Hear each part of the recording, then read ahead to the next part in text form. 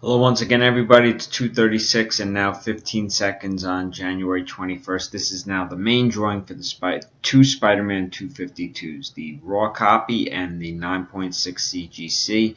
Over here are the 17 filled spots. Sure, I'm going to go up and down.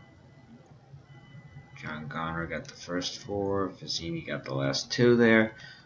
Barney won the first mini, first and second, got all 6 spots in the first mini. So let's roll our 3 dice.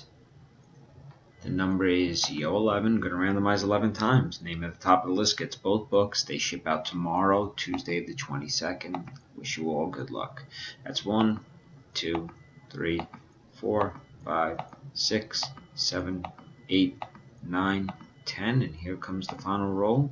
11, spot 10, John Garner. Congratulations.